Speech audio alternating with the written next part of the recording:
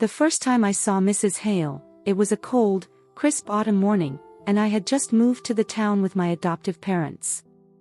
The nerves that had been building up inside me for days were finally coming to a head as I walked into my new classroom. The faint scent of freshly opened textbooks and cleaning supplies mixed in the air, and all around me, I could hear the nervous chatter of my new classmates, all of us standing awkwardly in the classroom, waiting for the teacher to begin. The door creaked open, and there she was. Mrs. Hale stepped into the room with a quiet yet commanding presence, her dark hair neatly pulled back, her posture perfect. As soon as she began speaking, her voice was soft but steady, filling the room with a calm energy that immediately caught my attention. She had a way of making even the most mundane lessons feel interesting, as though she were sharing something deeply personal with us, like she was inviting us into her world. But it wasn't just her teaching that captivated me. It was her eyes. When she looked at me, there was a familiarity in them, something that pulled at me, a recognition I couldn't explain. The rest of the class seemed to fade into the background as I tried to figure out what it was about her that felt so right. I'd been told my whole life that I was adopted, but there was a strange connection I felt to her, as if I knew her, as if she was someone I had seen before, someone important, maybe even family. Over the next few weeks, I found myself strangely attached to her. It wasn't just her lessons that drew me in, it was her presence. She had a warmth to her, a quiet understanding that seemed to break through the walls I had built around myself. I noticed that, more than once, I would catch her watching me, her eyes lingering on mine for a split second longer than usual. I couldn't quite read her expression, but there was something in it, something that made me feel both comforted and confused. It was as though she knew more about me than I knew about myself. And yet, there was still something I couldn't shake, a feeling that there was a part of me that was missing. Something hidden from me for all these years. The more I thought about it, the more it unsettled me. I didn't talk to anyone about it, not even my adoptive parents. Why would I? I had always been told that they were my family. I had my parents, and they loved me. So why did I feel this deep longing to understand who I truly was, to know where I really came from? Still, Mrs. Hale's presence continued to linger in my mind. Something about her seemed like the missing puzzle piece, though I couldn't quite figure out why. Weeks passed, and my connection with Mrs. Hale deepened. It wasn't just that I admired her as a teacher, it was the way she seemed to notice me in ways no one else did. I began seeking out her presence after class, not just to go over lessons but to talk to her. Mrs. Hale was patient, always willing to listen, and unlike my adoptive parents, who were often busy with their own lives, Mrs. Hale seemed to have all the time in the world for me. There was a quiet warmth to her, an understanding that made me feel heard in a way that was new to me. It was more than just the lessons. The conversations we had after class, where she would listen intently and ask questions that made me think more deeply about myself, were like an oasis to me. In a world that often felt like I was floating in the background, Mrs. Hale made me feel seen. She never rushed me, never judged me. And over time, I began to feel like there was something special about our connection, something that went beyond the role of teacher and student. I noticed the way she looked at me sometimes, when she thought I wasn't paying attention. It was subtle, but there was a depth to her gaze, a quiet sorrow or maybe longing in her eyes. I tried to brush it off, telling myself I was reading too much into it, but it lingered. It wasn't just a teacher's concern, it was something more personal. Something that made me feel both comforted and uneasily exposed. One afternoon, after finishing an assignment, I stayed behind to organize my things. Mrs. Hale had asked me to stay for a moment, and when I looked up from my desk, I saw that she was closing the door gently behind her. There was something about the way she moved, the way she looked at me as if she were preparing to say something important. We stood there in silence for a few moments, and then she spoke. Her voice was low, almost wistful, as if she had been holding these words inside for far too long. "You remind me so much of someone I once knew," she said, her eyes locked on mine. "Someone I loved very much." I felt my heart stop for a beat, my breath catching in my throat. There was an emotion in her voice, something tender, something raw, that made my skin tingle. I could feel the weight of her words, as if they carried a burden she wasn't sure she was ready to share. "Who?" I asked before I could stop myself. I was desperate for answers, desperate to understand why I felt this strange pull toward her. But Mrs. Hale hesitated, her face momentarily shadowed by a deep sorrow. Then, as though she had just caught herself, she smiled softly and changed the subject. She excused herself, apologizing for keeping me, and left me standing there with 1,000 questions running through my mind. Those words haunted me. They lingered in my thoughts for days. Someone I once knew. Someone I loved very much. But who? Who could she possibly be talking about? Someone from her past. Someone I had never met but felt somehow connected to. The questions piled up, and the more I tried to push them away, the more persistent they became. I couldn't help but wonder if I had been missing something all along, if Mrs. Hale wasn't just my teacher, but someone much more important in my life. But what was the truth? And why was she keeping it from me? The weeks following that conversation with Mrs. Hale were a blur of confusion and mounting curiosity. Her cryptic words kept replaying in my mind, "You remind me so much of someone I once knew, someone I loved very much." I spent countless hours trying to unravel what she had meant. My mind couldn't stop wandering to possibilities. Perhaps she had been close to someone from my past, or maybe she knew someone from my biological family.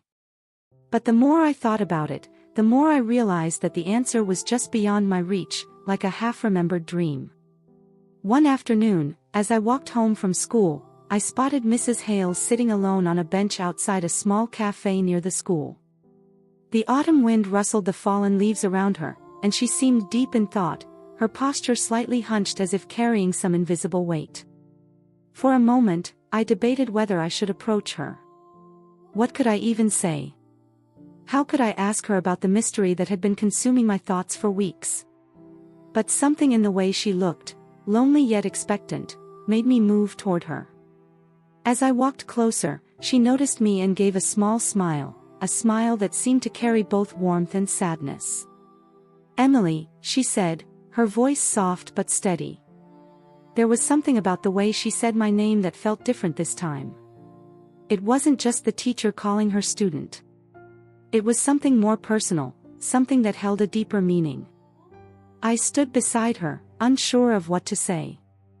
The words from before, her cryptic statement, were still heavy in my mind, and my heart raced with anticipation. "I've been meaning to talk to you," she said, glancing up at me with those familiar, knowing eyes. "I think it's time you knew the truth." The words hit me like a thunderclap. The truth? What truth? I felt my heart quicken, my breath catching in my throat.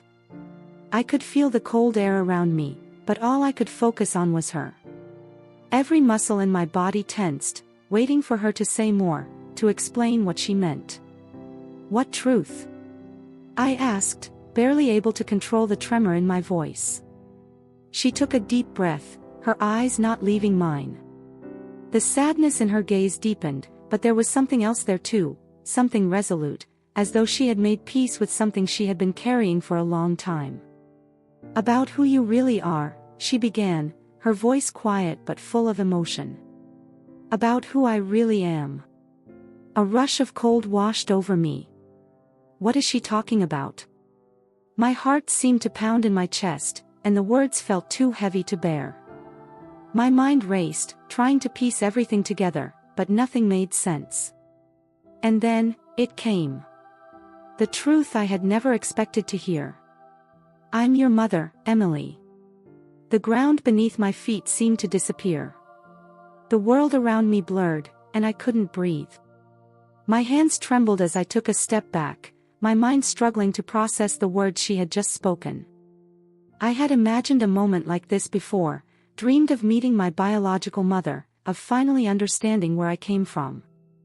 But never in my wildest dreams had I imagined this, Mrs. Hale, the woman who had taught me, the woman I had felt so strangely connected to, was my mother. The words felt surreal, like a fog that clouded everything around me. For a moment, I stood frozen, unable to find my voice. This was too much to take in at once. I didn't want to leave you, she continued, her voice trembling. I had to. It wasn't safe for you. But I've never stopped thinking about you, never stopped loving you. Tears welled up in my eyes as everything I thought I knew about myself, my family, shattered in an instant. The pieces of my life, which I had carefully built in my mind, suddenly no longer fit. I had always wondered about my past, about my real family, and now, standing in front of me, was the woman I had always longed to meet. But there were so many questions, so much uncertainty. Why had she left me? Why hadn't she come back for me sooner? I don't understand, I whispered, my voice barely audible. Why didn't you tell me before? She looked down, her eyes filled with sorrow. It wasn't safe, Emily. I had to leave you with a family that could protect you. I couldn't keep you in a world that was dangerous. It was the hardest decision I've ever made. For the first time in my life, I felt an overwhelming flood of emotions, relief, sadness, confusion. Everything was coming at me all at once, and I wasn't sure how to handle it. I never stopped thinking about you, she whispered again. I've loved you every day of your life, even from afar. In that moment, the storm inside me quieted just a little. I could see the truth in her eyes, a truth I had been searching for my whole life. And though I didn't have all the answers, I knew that this moment was the beginning of something new.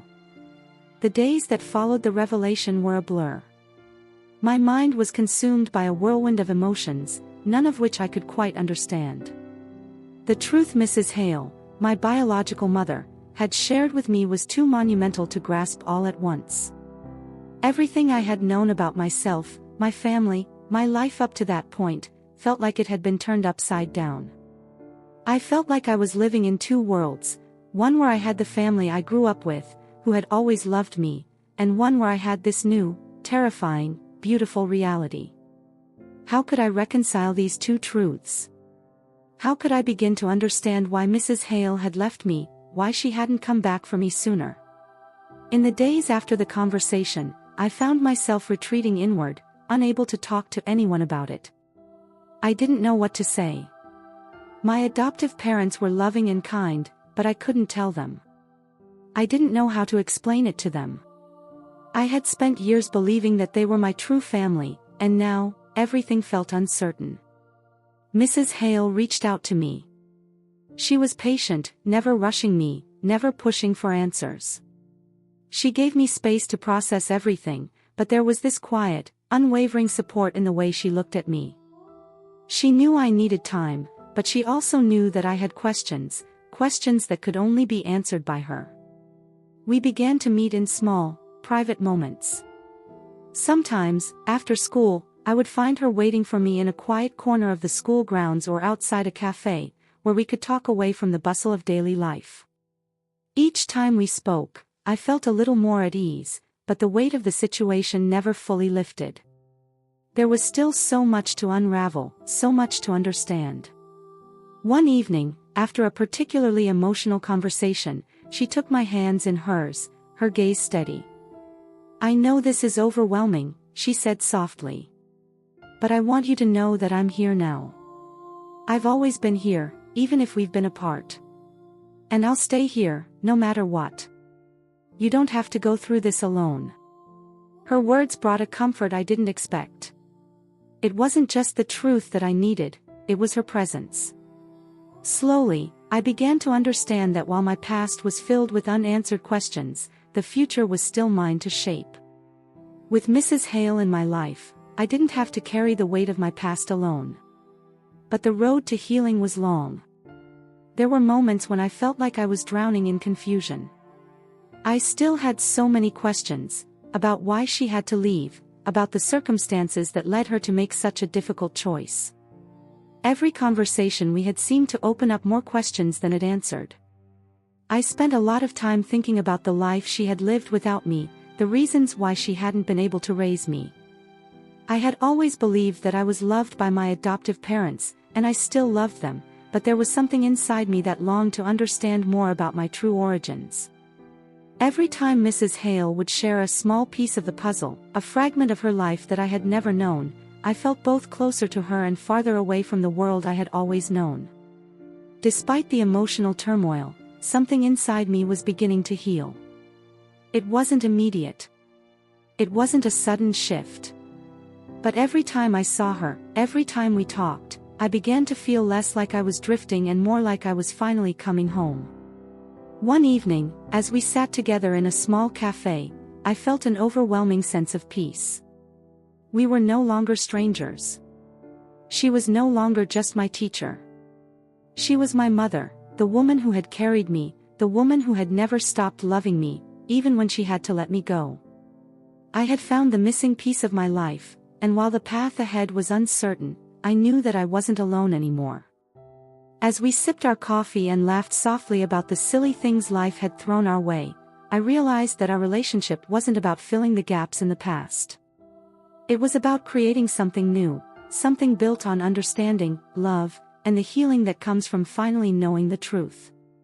I had no idea what the future held, but for the first time in years, I felt like I could face it together. Reading this story left me with a profound sense of empathy for Emily. The complexity of her emotions, the confusion, the longing, and the overwhelming realization of her true identity, all come to the forefront in such a raw, heartfelt way. The weight of being caught between two lives, one with her adoptive parents and the other with the woman who gave her life, creates a deep inner turmoil that's palpable. It's so human to want to understand where we come from, and for Emily, that journey is full of both pain and revelation. The way Emily is drawn to Mrs. Hale, feeling that unspoken connection, is beautifully described. It's a subtle yet powerful narrative device that really pulls you in. There's something so poignant about how she starts seeking Mrs. Hale's company, even when she doesn't fully understand why.